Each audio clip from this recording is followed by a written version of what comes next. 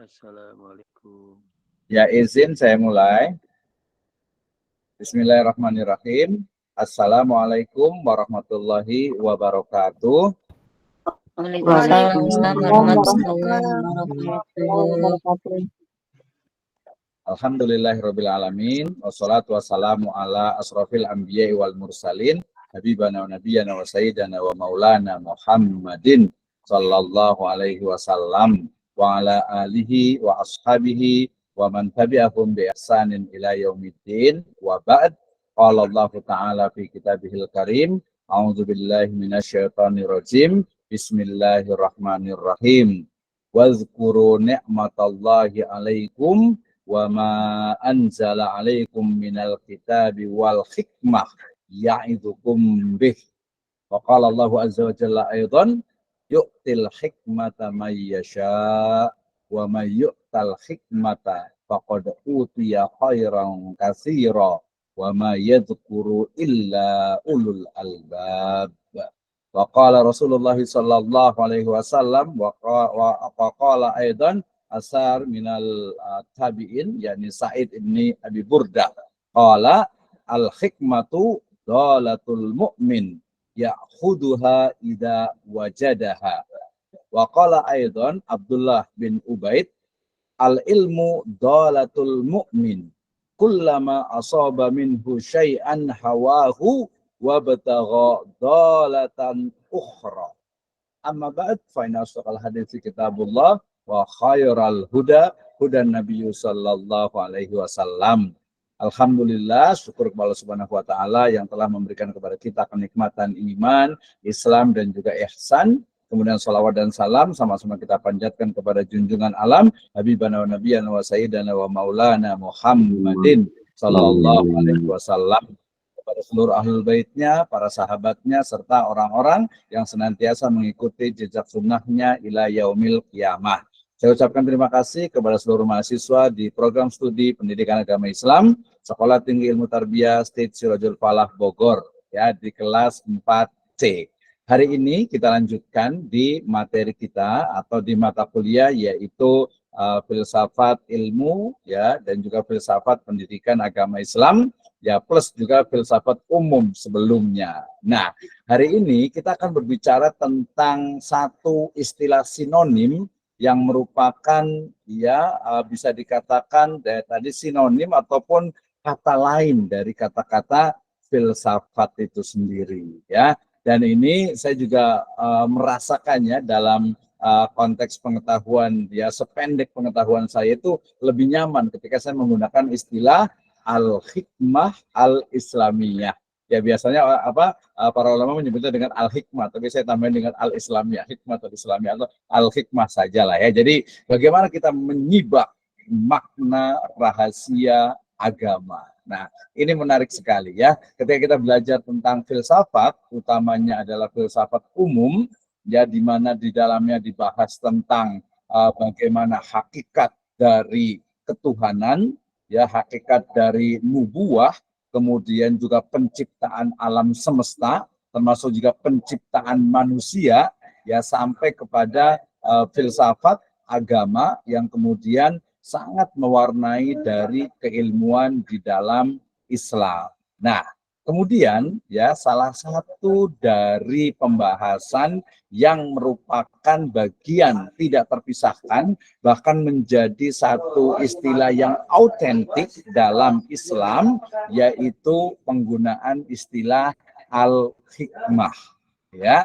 Nah, apa itu al-hikmah? Harusnya saya mau tanya-tanya dulu nih sebenarnya gitu ya. Tapi karena waktunya agak terbatas, nanti boleh diskusi lah sedikit ya terkait dengan al-hikmah. Berarti mungkin kita tukar nih. Seharusnya saya bisa bertanya terlebih dahulu ya, tetapi nanti boleh saya akan memaparkan ya sependek pengetahuan saya. Setelah itu nanti baru saya juga akan bertanya, memberikan Ibu dan Bapak sekalian, teman-teman semua itu mungkin bisa memberikan ide ya, ide dan juga gagasannya terkait dengan bagaimana sebenarnya ya teori ataupun konsep ataupun istilah al-hikmah di dalam Islam sebagai salah satu dari istilah atau term ya untuk menyibak makna dari rahasia agama.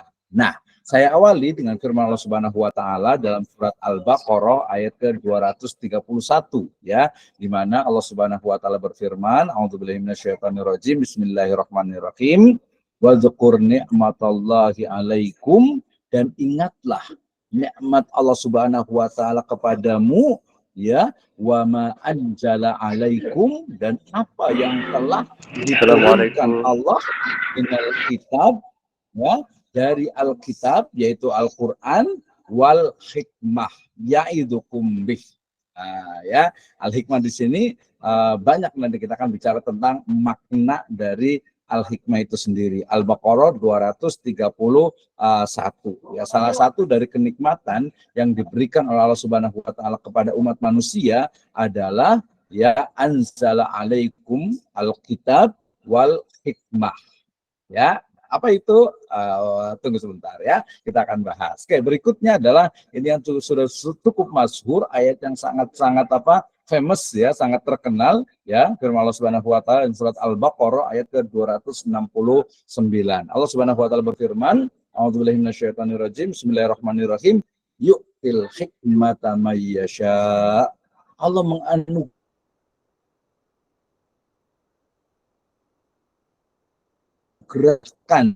hikmah kepada siapa yang dikehendakinya. Mayu khairan katsira, ya siapa saja yang diberikan kepadanya al-hikmah, maka dia itu betul-betul dikaruniai dengan khairan, ya kebaikan yang yang katsir, yang banyak, ya wa ma yadzakaru illa ulul albab, ya, dan hanya orang-orang berakalah yang dapat mengambil pelajaran dari ya kalamullah ini. Ya, ada korelasi yang sangat kuat antara ulul albab dengan al-hikmah. Bagaimana korelasinya? Wait a moment. Ya, oke. Kemudian ini ada sebuah riwayat, sebenarnya sangat banyak sekali riwayat-riwayat terkait dengan makna al-hikmah. Ya, beberapa riwayat itu kemudian dikuatkan. Saya mengambil dari riwayatnya Sa'id bin Abu Burdah. Yang ini juga sama dengan riwayat-riwayat yang dinisbatkan kepada tabi'in, kepada sahabat, dan juga kepada baginda Kanjeng Nabi Muhammad Shallallahu Alaihi Wasallam. Tapi ini perkataan dari Sa'id bin Abu Burdah. Min asaril ulama qala al hikmatu dolatul mu'min. Ya, bahwasanya hikmah itu adalah sesuatu yang hilang dari seorang mukmin. Ya. Kemudian ya khuduha idza wajadaha, ya, maka ia mengambilnya ya ketika mendapatkannya. Maknanya adalah hikmah itu adalah sesuatu yang memang milik dari kaum mukminin, ya, di mana saja hikmah itu didapatkan, maka ya ambillah, ya, artinya gunakanlah, artinya manfaatkanlah, lakukanlah, ya. Nah, atau ambil ya dari al-hikmah itu sendiri, ya. Kemudian juga saya kutip juga dari perkataan Abdullah bin Ubaid, ya, di mana ini cukup menjelaskan dari tadi riwayat sebelumnya, asar sebelumnya, yaitu al-hikmah dolatul mu'min. Ya, dalam perkataan dari Abdullah bin Ubaid, ya, beliau menyatakan bahwa al-ilmu dolatul mu'min. Ya, kalau di ayat di riwayat sebelumnya, di asar sebelumnya itu adalah al-hikmatu dolatul mu'min, sementara kalau perkataan dari Abdullah bin Ubaid itu adalah al-ilmu dolatul mu'min. Ya, jadi ada hikmah, ada ilmu. Nah, kemudian kullama asaba minhu syai'an, ya, setiap kali ia mendapatkan sesuatu darinya, ya, maka hawahu wa batagha dalatan ukhra, ya, maka ia mengambilnya kemudian mencarinya lagi dan yang lainnya. Nah, di sini dalam analisis saya ketika bicara tentang hikmah, kemudian dalam riwayat atau asar yang lainnya itu adalah ilmu, berarti ada satu korelasi yang sangat kuat, yaitu adanya salah satu dari makna al-hikmah itu adalah al-ilm. Nah, dari sini ya dua energi ini, pertama adalah kalamullahi azza wa jalla, ya, kemudian yang kedua adalah asar minal ulama. Afwan Ustadzuna Saleh. 6. Mas Tamir, kita lanjut ya. Ahlan wa sahlan. Assalamualaikum. Wilujeng Sumpin Ustadz Ali Imran. Baik. Ya, sehat ya. Alhamdulillah lanjut. sehat. Oke, baik. Jadi tadi kita awali dengan firman Allah Subhanahu wa taala terkait dengan makna dari al-hikmah, kemudian asar dari ini adalah tabiut tabiin, ya, tabiut tabiin. Nah, kemudian saya awali dengan ini. Ketika kita berbicara tentang al-hikmah, tentu saja kita awali dengan keyakinan bahwasanya apa? Bahwasanya Islam itu adalah ya'lu wala yu'la alaih. Ya, Islam itu adalah kama qala Allah azza wa jalla al-yauma akmaltu lakum dinakum wa atmamtu alaikum ni'mati wa raditu lakumul islam madina. Wa raditu lakumul islam madina. Nah, artinya apa? Bahwa konteks dari agama itu yang sempurna ternyata apa? Di dalamnya ada minimalnya itu adalah ada 3 dimensi. Ya, dimensi pertama adalah dimensi akidah, dimensi yang kedua adalah dimensi syariah, dimensi yang ketiga itu adalah dimensi muamalah. Nah, 3 dimensi ini tentu saja dia harus dipahami. Ya, silakan Ibu, kita lanjut ya. Jadi 3 dimensi ini atau 3 elemen ini yaitu akidah, syariat dan muamalah ini bisa dipahami ya tentu saja daripada atau nusus ya nas ya dari Al-Qur'an dan juga hadis dan nanti ada metode ijtihad ulama. Nah, tetapi dalam konteks pemahaman ya terhadap nusus itu maka ada yang sifatnya itu tekstual, ada yang sifatnya itu kontekstual. Ya, ada yang sifatnya itu hakiki, tapi ada juga yang sifatnya itu apa? Majazi. Ada yang betul-betul maknanya yaitu kursi gitu ya. Kursi ya tempat untuk duduk yang terbuat dari kayu misalnya gitu ya. Nah, itu kursi. Tapi kemudian dalam konteks lain makna kursi misalnya dalam surat Al-Baqarah wasi'a kursiyuhus samawati wal ard. Nah, maka kemudian di sana muncul berbagai interpretasi ya terkait dengan wasi'a kursiyuhus samawati wal ard. Nah, sehingga kemudian saya membagi di sini ada 2 ya manhajut tafhim ya, metode ya dalam memahami teks. Makanya ada 2 ya. Ada yang sifatnya itu revivalis ya atau tekstual, ada juga yang kontekstual ya. Ada yang tadi sifatnya hakiki dan ada yang sifatnya majazi. Nah, dari yang hakiki dengan majazi inilah kemudian ya para ulama itu membincangkan, mendiskusikan ya bagaimana sebuah makna, bagaimana sebuah kalam, ayat ataupun hadis ataupun juga pendapat daripada a'immah, daripada para ulama itu, daripada para imam itu kemudian apa? Dipahami dengan berbagai pendekatan. Ya, jadi ketika kita membaca Al-Qur'an, kemudian kita membaca hadis ataupun juga pendapat dari para ulama, ya, maka kemudian kita akan menemukan bagaimana manhaj ataupun metode cara dalam memahaminya. Nah, salah satu cara memahaminya itu adalah bagaimana suatu ayat ataupun hadis itu kemudian memiliki nanti ada amalan yang dalam konteks fikih itu adalah ya disebut dengan apa? Ahkamul khamsah, ada hukum yang 5. Nah, dari hukum yang 5 ini kemudian dicari sesuatu yang tersirat dari yang tersurat. Wah, ya. Jadi sesuatu yang memang dia tidak nampak gitu ya, tidak kelihatan, tetapi itulah sebenarnya esensi dari sebuah fenomena. Nah, dari sini kemudian ya kita memahami tentang bagaimana ya hubungan korelasi antara filsafat yang kemarin kita pahami sebagai jalan untuk mencapai sebuah kebijaksanaan ya atau lebih tepatnya filosofi itu adalah orang-orang yang mencintai ya sebuah kebijaksanaan. Ya beda dengan kaum sofis ya. Kalau sofistik itu mereka itu adalah orang-orang yang merasa dirinya itu orang-orang bijaksana. Tapi kalau filosof tidak. Ya filosof itu adalah orang-orang yang mencintai kebijaksanaan dan berusaha menempuh jalan itu. Nah, ya, oke. Dari dalam konteks filsafat inilah kemudian ya ketika dia masuk ke dalam peradaban keilmuan Islam muncul istilah al-hikmah. the big problem in our civilization itu adalah ketika kita memaknai dari al-hikmah itu sendiri, terutama dalam konteks wahyu ya, yang ada di dalam Al-Quran ataupun di dalam hadis ataupun juga berbagai pendapat para ulama yang begitu banyak. Oke ya. Nah, kita awali dengan definisi ya atau makna secara etimologi. Naam, arafna annal hikmah au al hikmatu yakni minal kalimat hakama.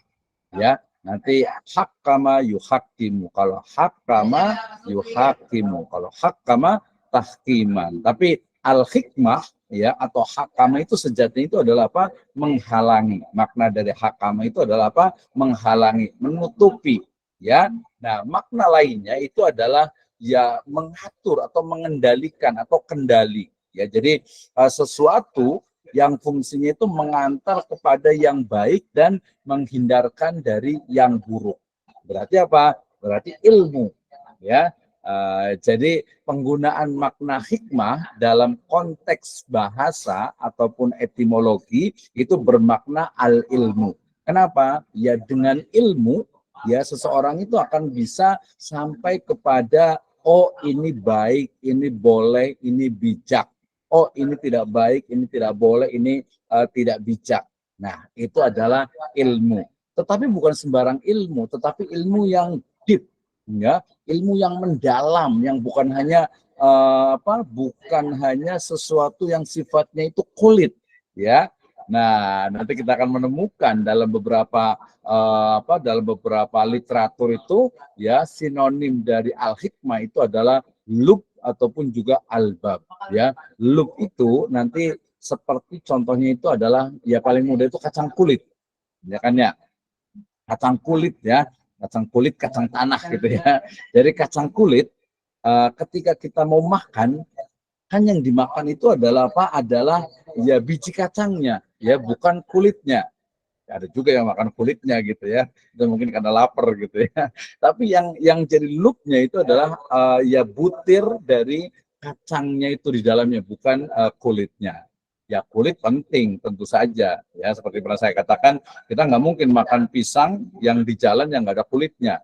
Ya apa kacang juga sama gitu ya, yang ada kulitnya masih higienis lah ya, masih terjaga. Nah gitu ya. Jadi kemudian jadi makna hikmah ini satu versi nih ya. Jadi nanti masih banyak yang lainnya. Berarti pengetahuan tentang baik dan buruk ya, serta kemampuan menerapkan yang baik dan menghindar dari yang buruk.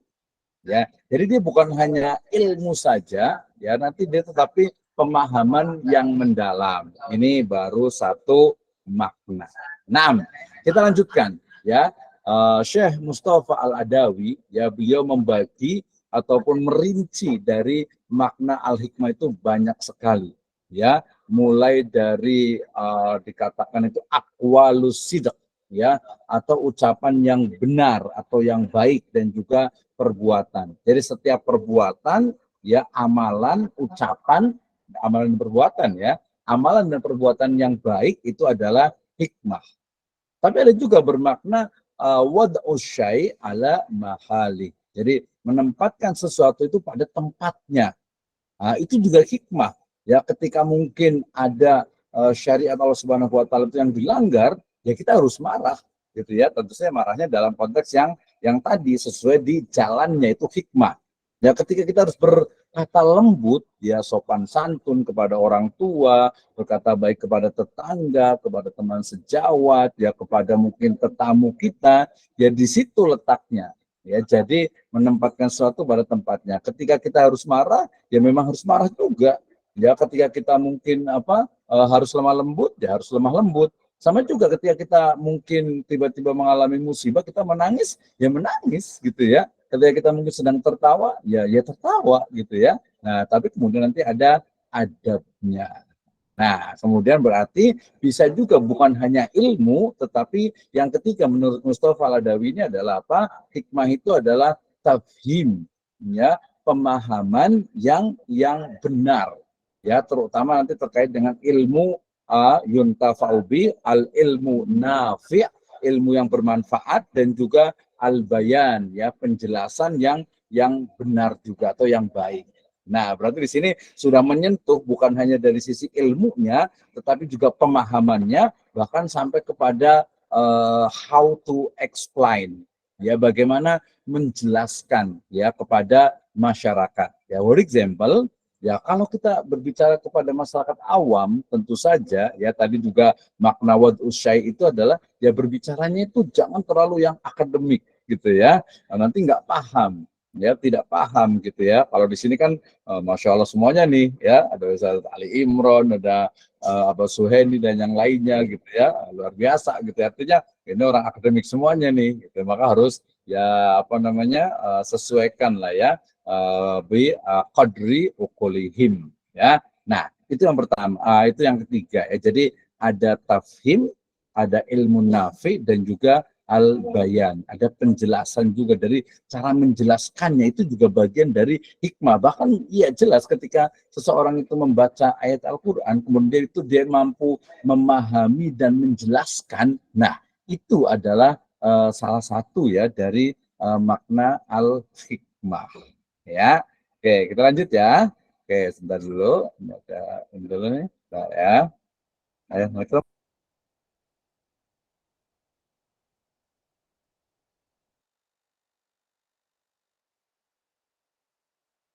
Ya, ini telepon dari Umi, dari orang tua. Jadi lebih wajib, gitu. Walaupun sama-sama wajib, ya, sebentar. Oke, Ibu Bapak sekali, itu mengamalkan dari al-hikmah, gitu ya. Jadi menempatkan sesuatu pada tempatnya. Jadi ada yang wajib, ya, ada yang sunnah, ya. Kalau nih biasanya ini kan sudah dewasa semuanya, ya, sudah rumah tangga nih, ya. Sudah rumah tangga biasanya kalau kita tidur, sunnahnya itu adalah apa? Menghadap ke sebelah kanan, ya kan, ya.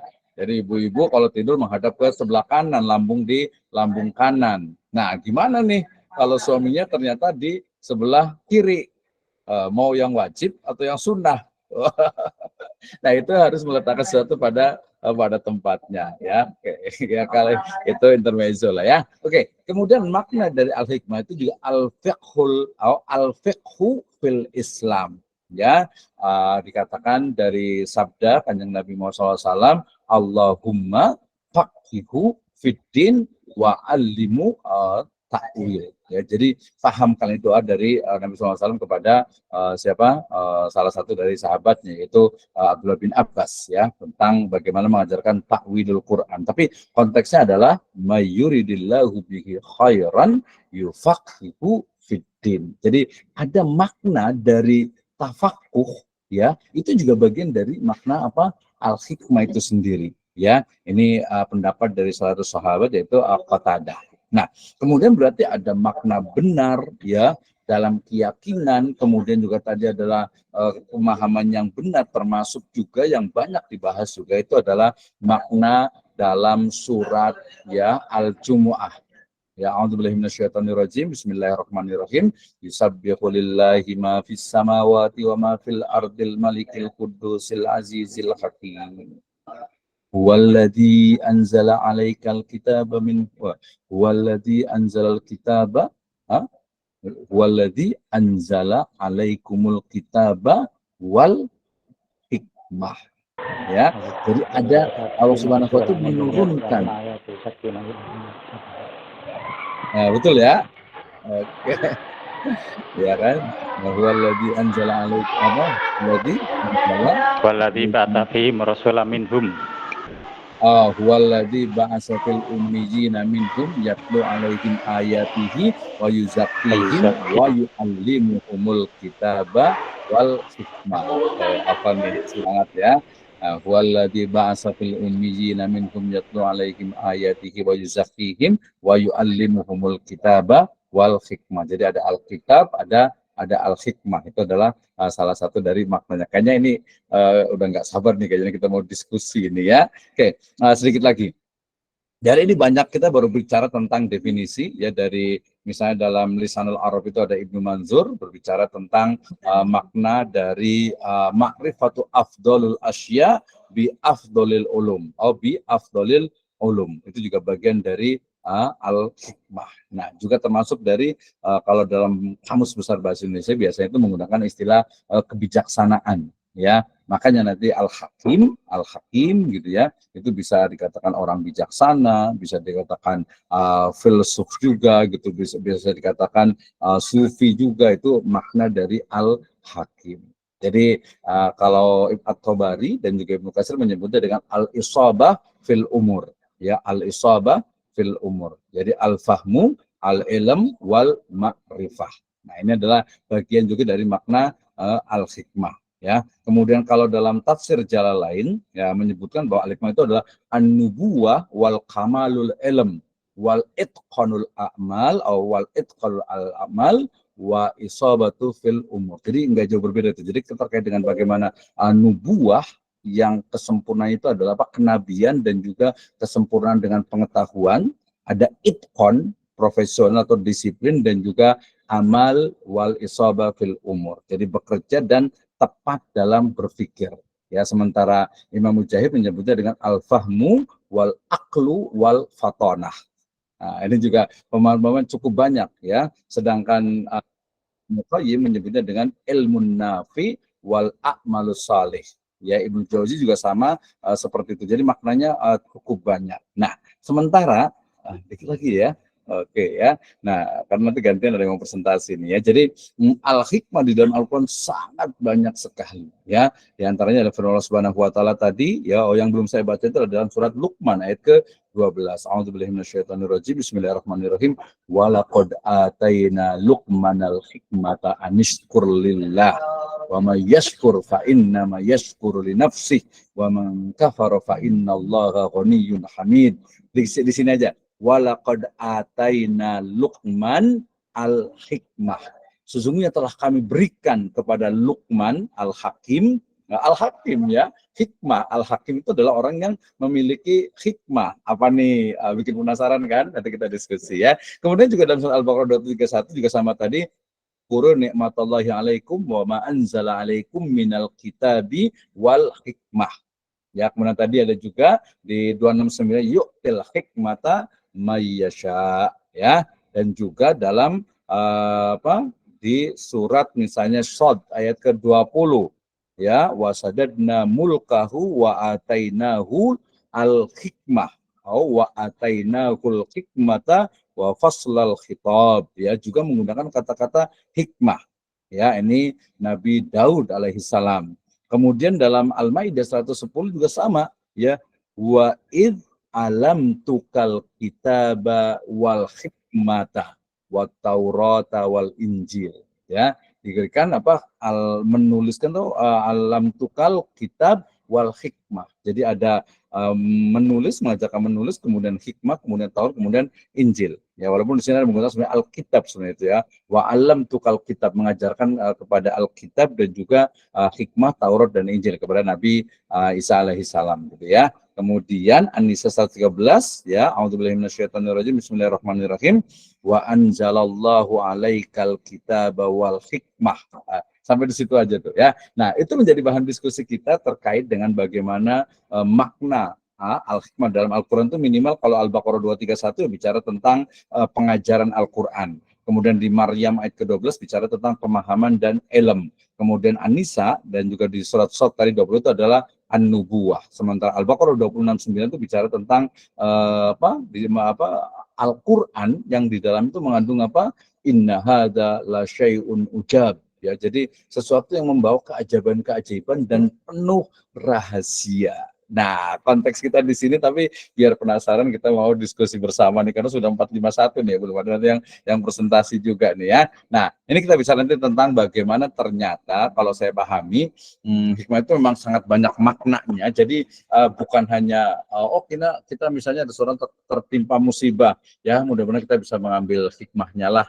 Ya, itu salah satu saja, bagian saja. Atau mungkin kemampuan untuk hikmah dia itu bisa memahami ya satu teks gitu ya secara mungkin bahkan seperti tidak pernah belajar gitu. Tapi sebenarnya kekuatan dari analisisnya dan juga masa-masa sebelumnya sehingga dia mampu untuk menganalisis berbagai ya teks ataupun juga konteks yang ada. Nah, kemudian terkait dengan itu masih bahasa ya, secara terminologi berarti al-hikmah itu nanti kita berbicara tentang bagaimana ya sebuah kebenaran itu kemudian bisa diperoleh. Ya, kalau dalam filsafat Islam itu kan berarti apa? Melalui tadi yang disebut dengan metode irfani, ya, yaitu bagaimana sebuah kebenaran ya yang datang dari Allah Subhanahu wa taala. Kalau menurut filsafatnya Al-Farabi itu adalah apa? Akal yang al-aqlul awal gitu ya. Sehingga kemudian dari situ menjadi sebuah pemahaman yang mendalam terkait dengan berbagai dimensi yang ada di dalam syariat Islam itu sendiri. Nah, berarti ada beberapa pemahaman, ada beberapa level terkait dengan al-hikmah itu sendiri, dan ini baru just introduction, and insyaallah ta'ala I will explain for all of you about the al-hikmah yang memiliki makna sinonim filsafah. Nah, demikian, saya yakin semuanya penasaran ingin diskusi bersama. Nanti kita boleh kasih kesempatan sambil kita juga nanti ada yang mau presentasi. Demikian, jazakumullahu khairan katsira atas penyampaiannya tadi ya, atas materi yang pertama saya